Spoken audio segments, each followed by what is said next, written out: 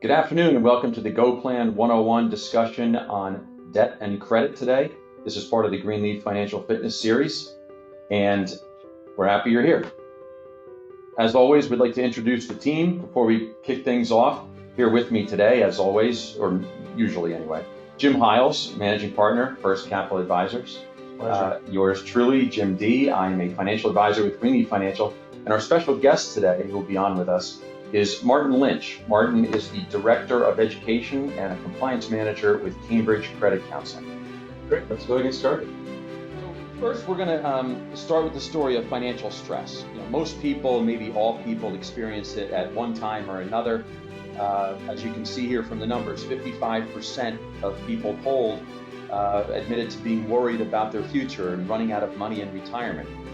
We see 25% of people feel financially fragile, meaning they probably or certainly could not come up with $2,000 in 1 month for some kind of unexpected expense.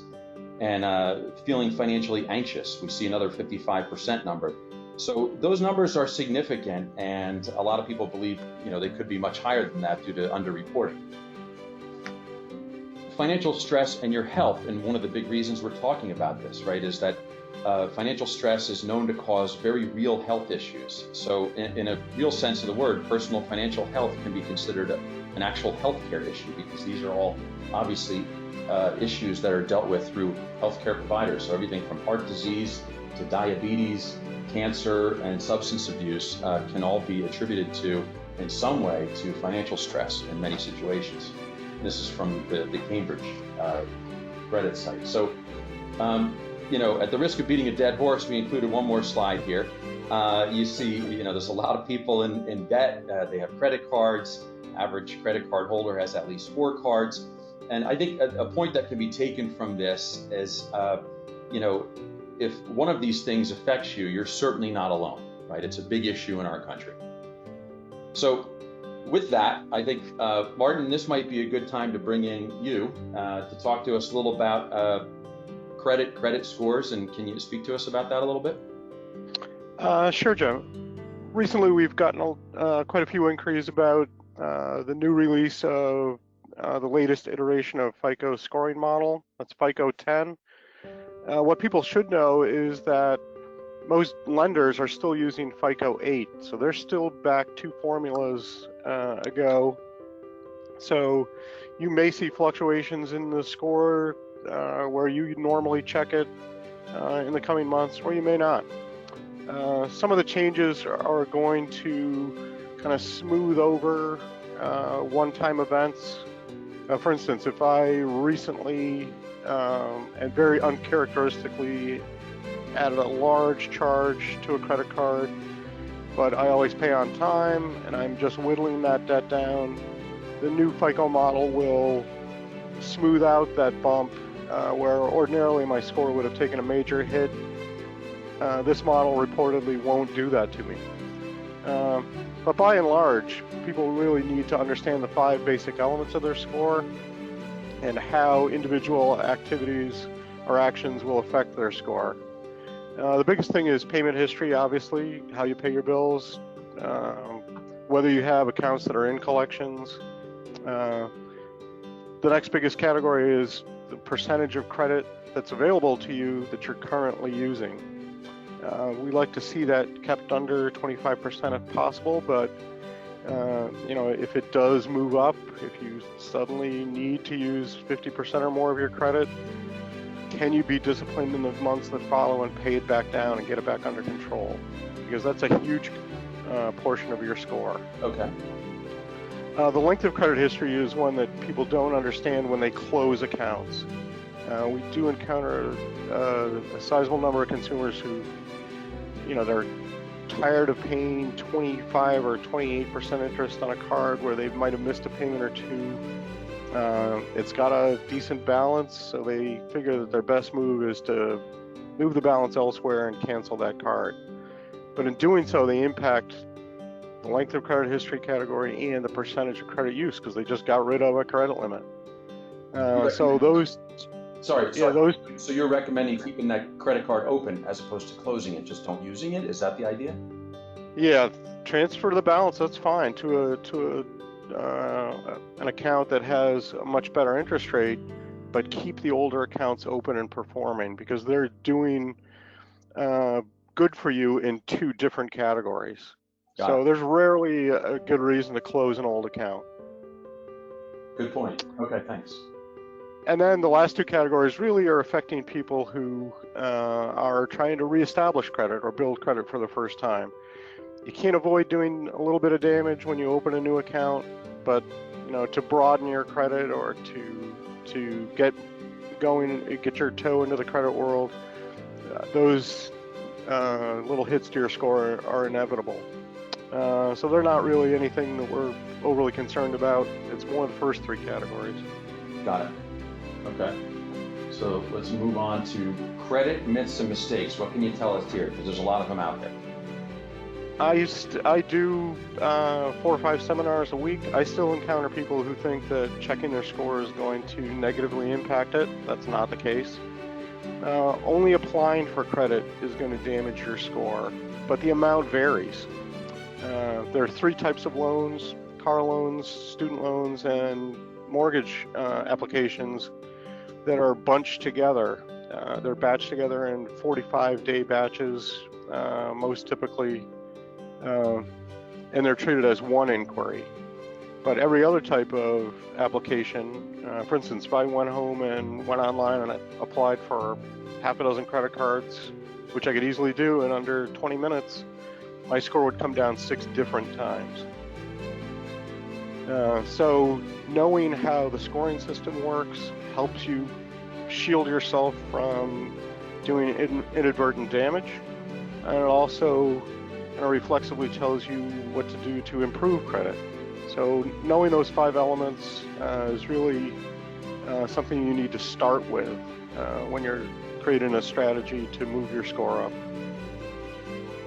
Martin, question, this is Jim. What about things like services like Credit Karma? Does that help or hurt, or what does it do? Credit Karma is an excellent site. I first joined with them ages ago when the site looked like it was just up and running. It's much improved now. The one thing that a lot of people think when they look at their score on Credit Karma is that they're seeing their FICO score. That is not the case. You're seeing what's called a Vantage score. Vantage is simply a different formula from FICO. It's not as widely accepted, but it has a lot of good qualities. The best thing that you can do is to check your score on Credit Karma, get your Vantage score there, then go over to one of the sites that provides a free FICO score, compare those 2 scores together, and do the same thing next month and the month that follows, and see if they regularly differ by just 5 or 6 points and they maintain that kind of margin, then that's good to know, no matter which formula a lender may be using. Are they checking your score? Oh, sorry. Go ahead. Oh, sorry, Martin. Just a question: Are they typically pretty close together, or are there cases where people have scores that are vastly different from Credit Karma onto one of the credit report sites? They're usually pretty close together, but the one thing that also amazes people is that credit reporting in this country is entirely voluntary. So at Credit Karma, you're only seeing 2 of the 3 reports. If you look at the other report and it has a couple of accounts that aren't listed on TransUnion or Equifax or Experian, then the score is going to vary. It's going to be different because your score is based on what's in your report at that moment. Got it. So you hit our next bullet point on the next slide there. So why don't you tell us a little bit about credit reporting a little bit more, if you don't mind. A lot of the assumptions, especially for young people who move into their first good job, they think their credit is improved. Actually, nothing has happened because income has never been on your report and it never will be. I do see a lot of consumers who are becoming aware that bad information remains for 7 years. They aren't as aware that paid in full accounts or good accounts can stay for 10. Very few people know that their rent payments can now be reported. That was a change that came in with FICO 9. It had already been with Vantage for a while, but not very many landlords know that they can report. There are a few for-profit services that will take the stress out of the situation. They'll either show the landlord how to report, or you can pay that company as a middleman. They'll pay your rent to the landlord on time, and they will report to the credit bureau. So it can work either way. They can actually jumpstart your credit by going back as many as 24 months. If you've made rent payments on time, they'll add that to your report also. So those services are definitely worth considering if you've been a regular rent payer and you make payments on time. By all means, consider them because they can really impact your credit in a good way. If you find mistakes on your report, you can go through the credit bureaus. The process is a little sluggish. I always find it's better to challenge a bad entry directly with the creditor and let them fix it. If it's a simple question of, you report my balance as $200, my balance is really $20. I have my last statement. Something you could confirm with your lender or your creditor right away, and let them just make change the reporting the following month to the credit bureaus. Much easier or faster that way. Okay, just a quick question. Can you recommend a site to the people on this webinar for if you want to check your FICO score, what's the best way to get that? Actually, if they have existing credit cards, their card issuer probably already offers the ability to check the score for free. I see. If not, Discover offers a free credit report, a free FICO score check. I'm not a Discover card holder, but I've been checking there just so I can keep recommending it to consumers. And I have to say, I've not been bombarded with offers to sign up for Discover, and I haven't been capped yet. They haven't said, "Hey, you've checked 10 times. That's enough." Right. So take advantage of that while it's open. Oh, that's a good tip. Yeah, I didn't know that. So, all right. So next, we're now moving into the next phase here of what we were going to talk about today, which was basically debt relief options. So there's a lot of information and advertising out there for debt relief, and obviously you're here to tell us how they differ because they're not all created equal. So why don't you tell us how they're different? This might be the subject of another hour's worth of discussion, in a nutshell. 2 minutes. You got 2 minutes. Go. Okay. Credit counseling, you will repay the full principal you borrowed, the full principal balance, but you'll do so usually at much lower interest rates. We're talking our average client comes to us with rates in the mid-20s. We can get their major creditor accounts reduced to 6, 7, or 8%.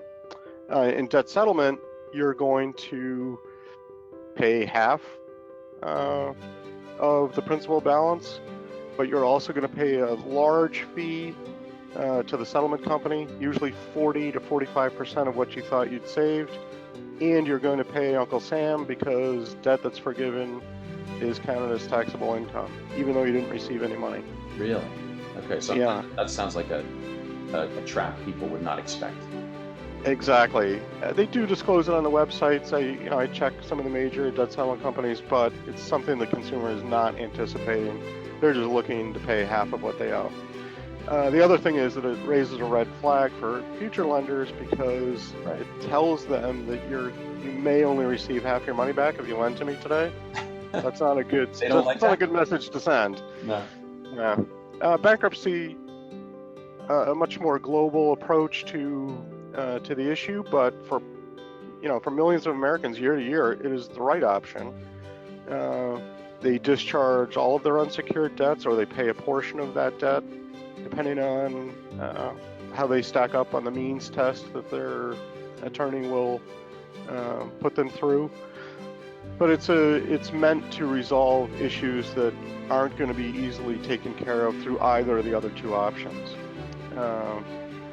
You will need to go through counseling both before you file and before you get your discharge, but those are relatively quick and painless, and either, if you're filing Chapter 7, you'll get your discharge within a matter of months.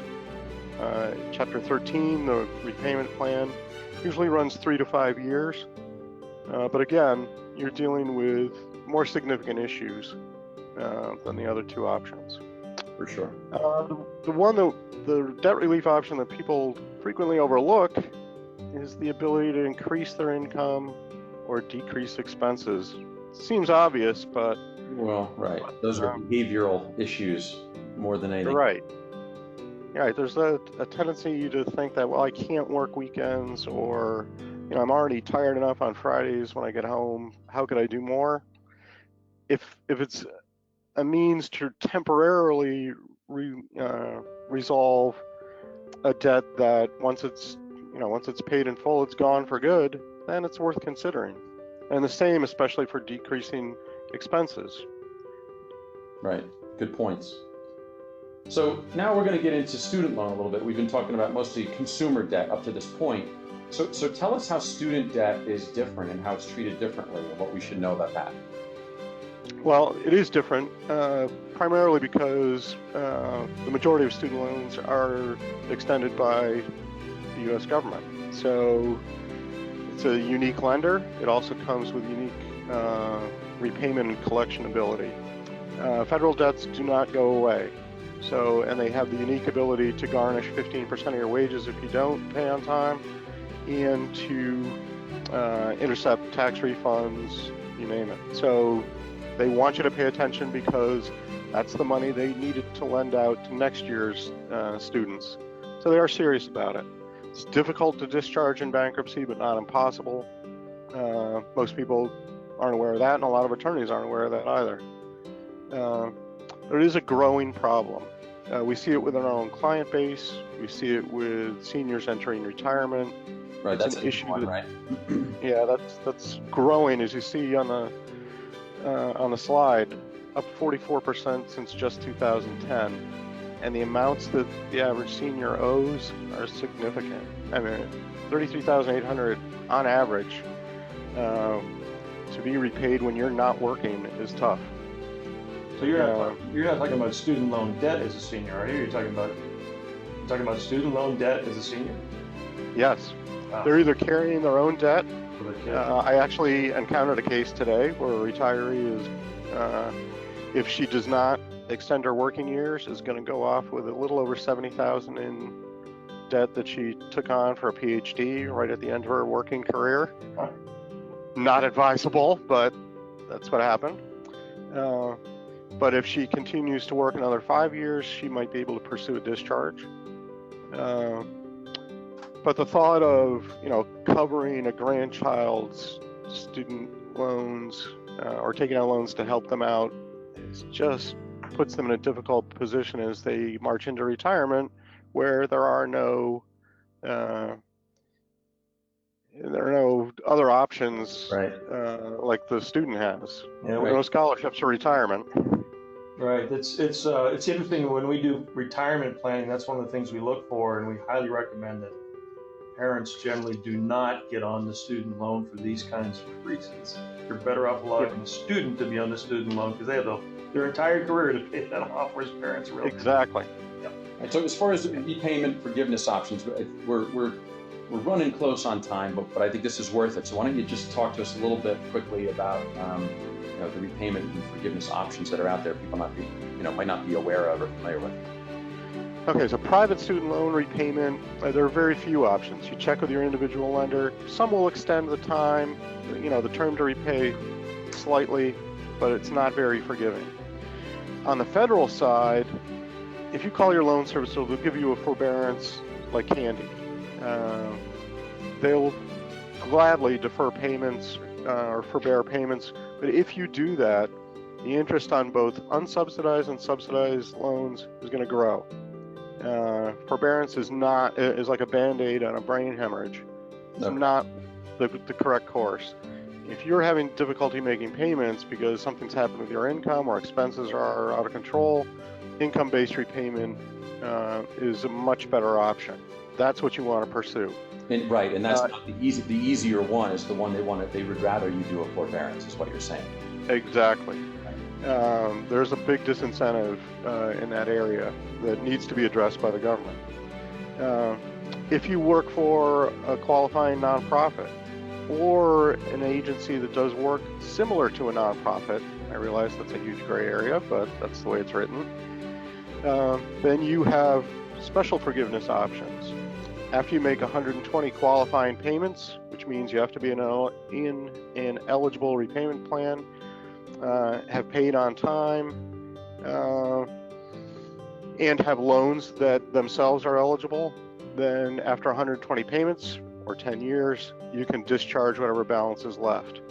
There's a lot of negative and misinformation out there about that because so few people are being approved for discharge.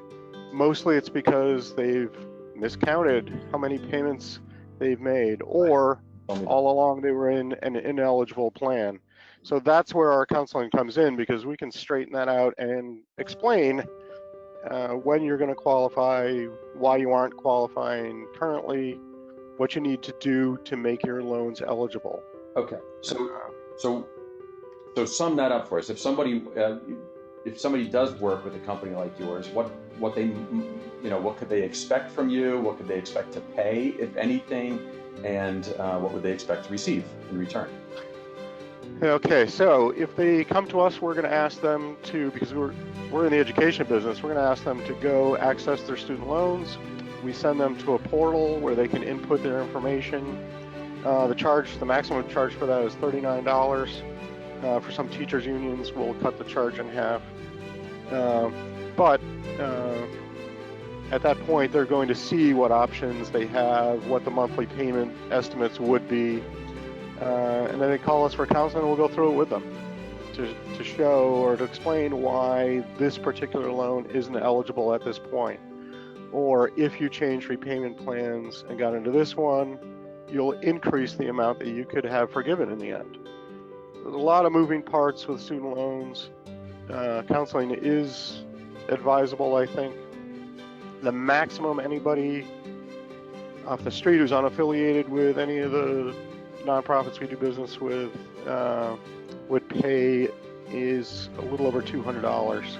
We're not like the student loan counseling agencies out there that'll gouge you $2,000 or $1,500 or a portion of your loan balance. Our ceiling is in the low 200s, so that's why you're on this call, Martin. Yeah.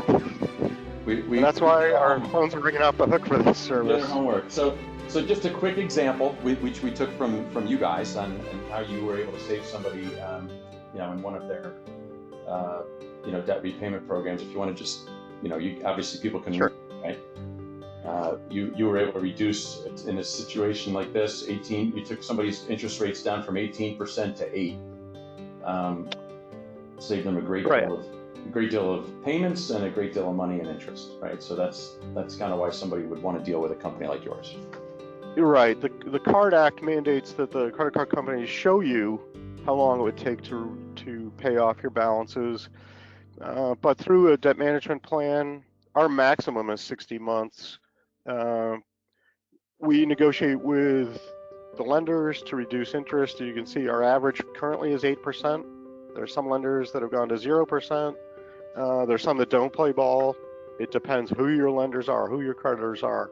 But our average across the board right now for an incoming client is 8%. Okay, that's a great deal. It reduces the monthly payment. The accounts are closed, but for most of the people who approach us, they've already done damage by either missing payments or they're close to maxing out the account, both of which or either of which would really impact their score.